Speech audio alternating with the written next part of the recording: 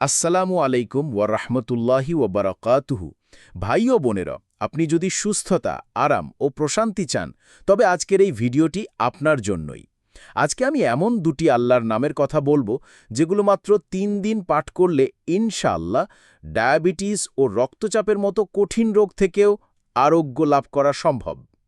জেনে রাখুন, শুধু আধুনিক ওষুধ নয়, আমাদের কুরআন ও আল্লাহর নামের মধ্যেই রয়েছে এমন এক অলৌকিক শক্তি যা হার্ট, সুগার, প্রেশার সব কিছু নিয়ন্ত্রণে আনতে পারে। আপনার কি নিজের বা পরিবারের কারো ডায়াবেটিস বা হাই ব্লাড প্রেশার রয়েছে?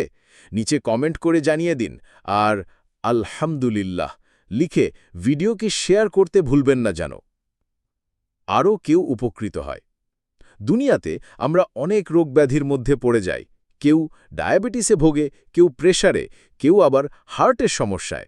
কিন্তু রাসূল সাল্লাল্লাহু আলাইহি ওয়াসাল্লাম আমাদের শিখিয়েছেন, যে কোনো রোগেরই আল্লাহ তাআলা শিফা রেখেছেন।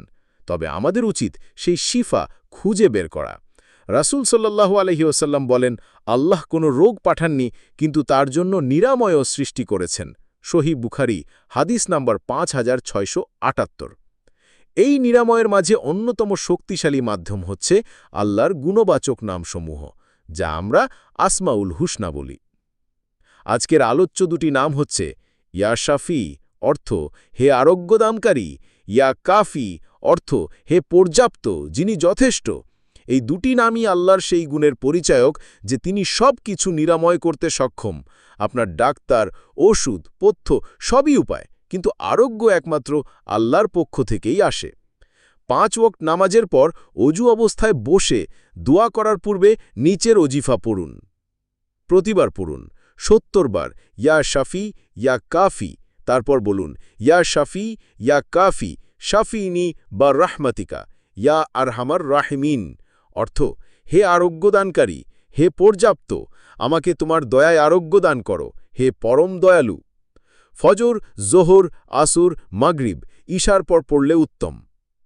আজকের দিনে ডায়াবেটিস ও প্রেশার সবচেয়ে কমন কিন্তু ভয়াবহ রোগ।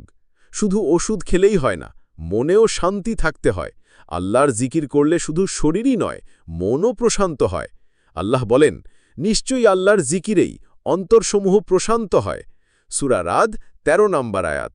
যখন আপনি ইয়া শাফি, ইয়া কাফি বলবেন, তখন মনে করবেন আল্লাহর দরবারে নিজেকে সোপর্দ করছেন। তখন আপনার হৃদয়েও প্রশান্তি আসবে এবং দেহে আরোগ্য।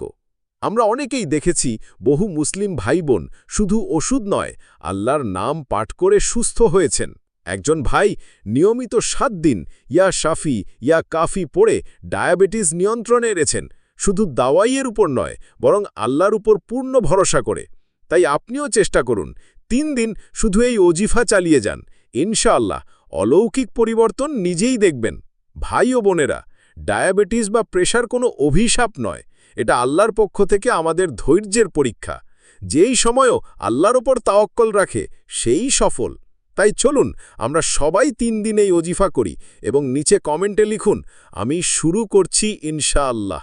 আর ভিডিওটি শেয়ার করুন, যেন আপনার বন্ধু, ভাই বোন সবাই উপকৃত হয়।